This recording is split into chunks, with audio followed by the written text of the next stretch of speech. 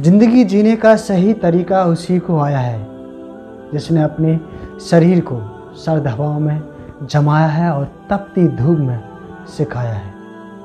हाँ, वही हुए हैं कामयाब और उन्होंने ही इतिहास रचाया है। नमस्कार, मैं महेश कुमार और कहानी दिल से। एक पहाड़ था, उस पर एक बहुत सिद्ध योगी रहते थे। उनकी सिद्धि इतनी थी कि वहाँ के आसपास के लोगों को जब समस्या आती थी तो उन योगी के पास जरूर जाया करते थे। हालांकि वह योगी उन समस्याओं का समाधान भी करते थे। इस तरह से दिन व दिन योगी की सिद्धता फैल रही थी। लोगों का वहाँ आना जाना बढ़ता ही जा रहा था। ये बात कुछ वहाँ के दो लोगों को अच्छी नहीं लगी। उन्होंने आपस में एक स्टोरी बनाई और योगी जी की परीक्षा लेनी चाहिए कि वाकई में योगी जी सिद्ध पुरुष हैं या किसी तांत्रिक की सहायता लेते हैं। खैर, दोनों का एक प्लान बनाया और दोनों ने प्लान बनाया कि हम एक पक्षी लेते हैं, कबूतर। उस कबूतर को पीछे करके, पीठ के पीछे करके योगी जी के सामने जाएंगे और योगी से पूछेंगे कि मेरे हाथ में क्या है। और अगर योगी ये बताते हैं कि आपके हाथ में पक्षी है तो हम पूछेंगे कि कौन सा पक्षी है।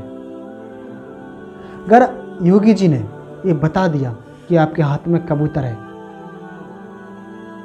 तो हम उनसे पूछेंगे कि वो जिंदा है या मर गया। योगी जी अगर कहते हैं कि वो मर गया तो हम उसे जिंदा निकाल देंगे।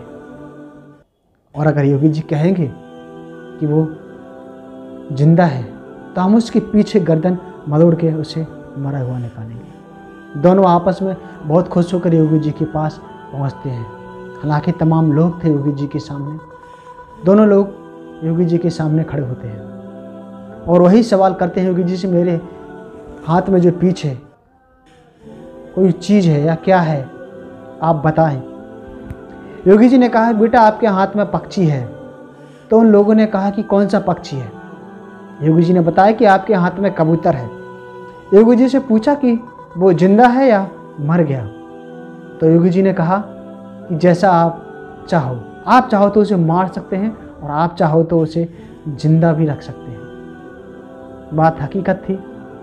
दोनों शर्म से पानी हो गए और योगी जी के सामने सर झुका लिया। दोस्तों, हमारी ज़िंदगी हमारे हाथ में रहती है।